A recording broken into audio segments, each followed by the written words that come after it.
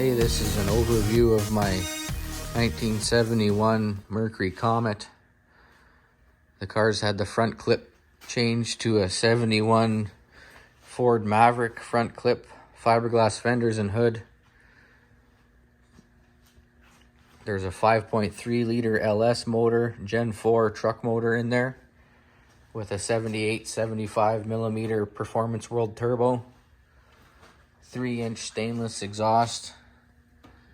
The stainless exhaust used to be a running board from a truck. I just cut it up to make it work.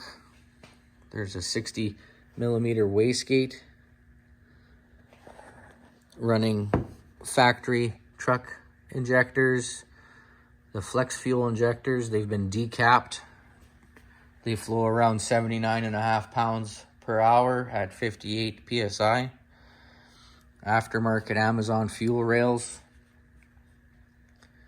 Running a Performance World 3-bar map sensor with a homemade adapter. I took a factory map sensor, ground it down to expose the contacts, soldered and heat shrunk some wires to the pigtail for the aftermarket map sensor. Running a Dash 4 feed and a Dash 10 drain on the turbo. The turbo drains directly into the oil pan. Kind of hard to see down there, but drains directly into the oil pan. It's an aftermarket Performance World swap oil pan. There's an Amazon 3-inch intercooler. Also running an Amazon knockoff blow-off valve.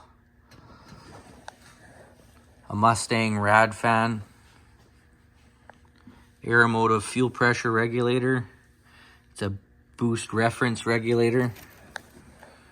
So it gets the boost reference right from the intake manifold.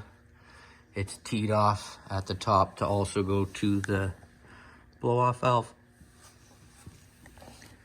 The exhaust manifolds are truck cast manifolds that have been cut and modified to be up and forward with V-band flanges. For the connecting pipe, it's just regular exhaust pipe with pie cuts welded together. Not pretty, but it gets the job done. Another V-band flange on this side where it comes up. I'm running a car style water pump. It has a 3/8 spacer behind it and a 3/8 motor plate, which adds up to the 3/4 inch difference between the truck balancer that I'm running and the factory car water pump. My steam port is plumbed into the top of the water pump. There's a 102 millimeter throttle body. Currently running Dash 10 AN fuel feed and return lines.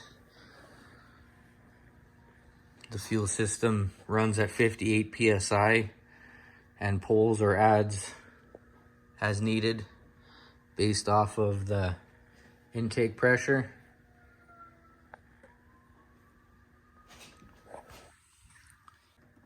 I have an Evil Energy oil catch can for my PCV vents.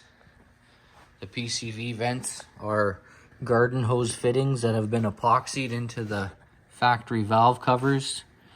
It's a 5/8 fitting for 5/8 line. I'm running the stock truck coils.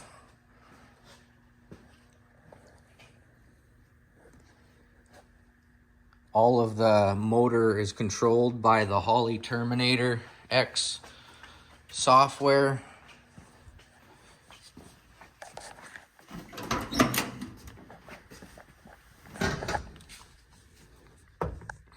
So you have the Holley Terminator X that controls the motor.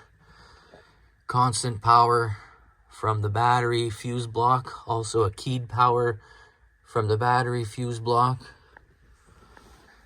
The car runs a turbo 400 transmission with a reverse pattern manual valve body and a Hurst quarter stick shifter. Also running the Holley Pro Dash, the 12-inch Pro Dash. Has the GPS speedometer built in. Extra inputs and outputs for whatever you could need. I've been very happy with the Pro Dash. It fits in the dash just excellent where the factory gauges used to be. Don't think you could have gotten any bigger screen in there than that one. The car has bucket race seats and race quip 5-point harness on the driver's side. There's a full roll bar inside. Out back, it's got 29 by 18.5 Mickey Thompson Sportsman Pros. There's strange axles in a Ford 9-inch rear end.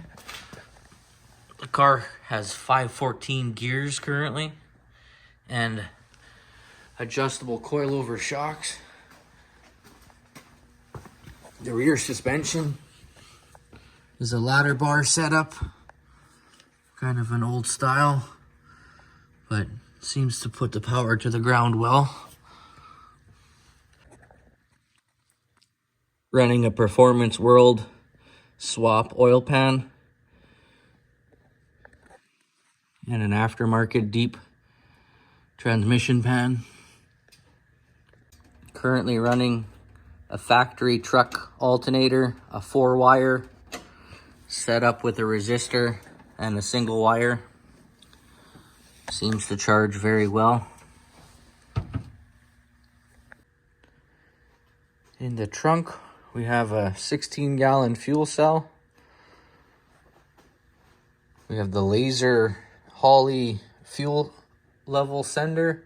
It's not currently hooked up, but will be in the future. Running quite a large battery with a homemade battery tie down. All the wiring to control the tail lights, headlights, turn signals are all controlled by the painless wiring harness that I got. It was a 21 circuit universal harness. I have that mounted up under the dash.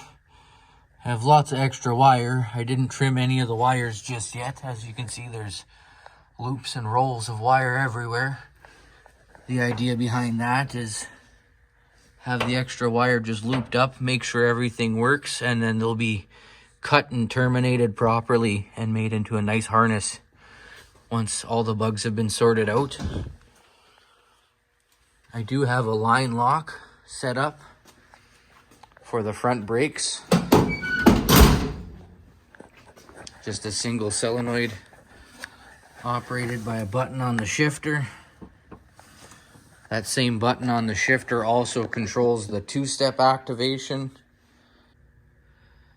There's a 4-inch drop solid axle in the front, a manual Ford steering rack.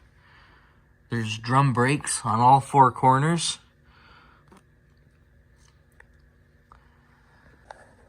I'm running LED headlights.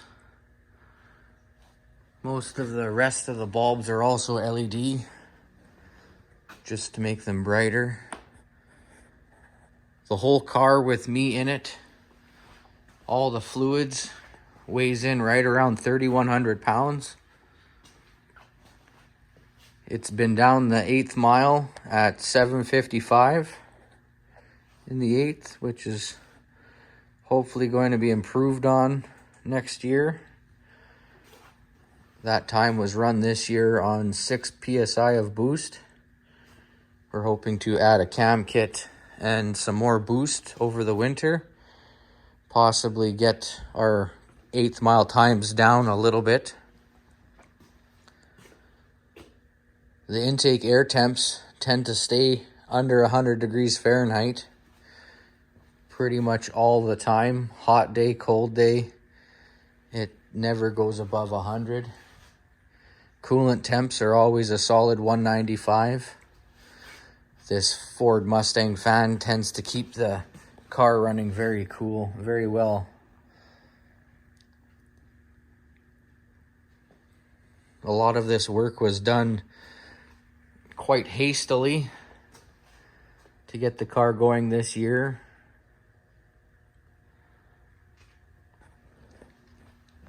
The oil feed for the turbo is provided from the factory oil cooler. I cut the old lines off, drilled and tapped it to accept NPT, and that's what I use to feed my turbo.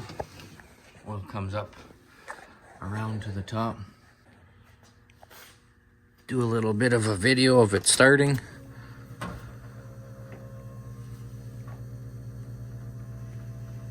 The Holley Pro Dash is such a nice add-on to the Holley EFI system.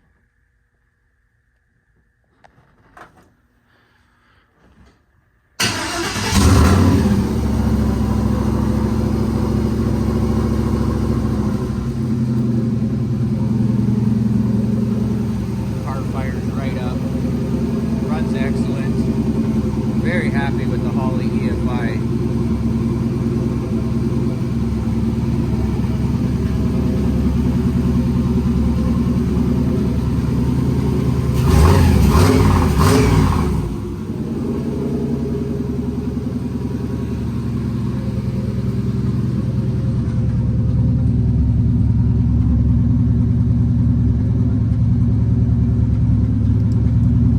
This is just a slideshow of some of the stuff that I did. The motor plate being installed. These were the mounts I used to mount the motor plate to the frame. They were plug welded and welded around all the edges, made out of some heavy wall rectangle tubing. The lower mount alternator bracket setup that I made, this was the mock-up of the alternator, and then the bracket with the spacers in place. This is what the belt routing looks like. All the parts for the low mount alternator setup that I made. These were cutting up the cast manifolds and adding in some heavy wall pipe to point the manifolds to where I wanted them to be. A little bit of progress shots of the welding. This was the factory manifold with the edge cut off before I welded the flange for the turbo on the driver's side. That's the manifold with the turbo flange mounted on it. Process of making the turbo flange. It's just a T4 flange I made out of some heavier steel, drilled and ground it out by hand. The pie cut pieces I used to make the exhaust, the V-bands being mounted in.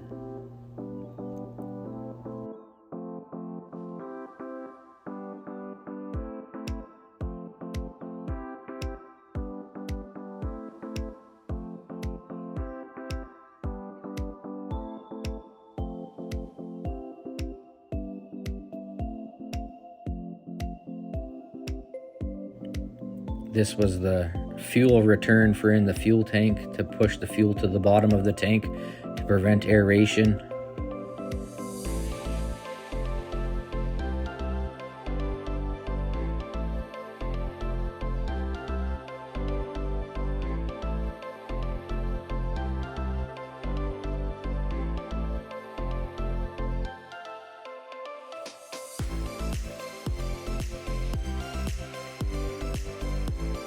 This is the cam that I'm going to be installing over the winter.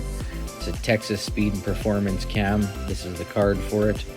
I'll also be installing the dual valve springs and hardened push rods.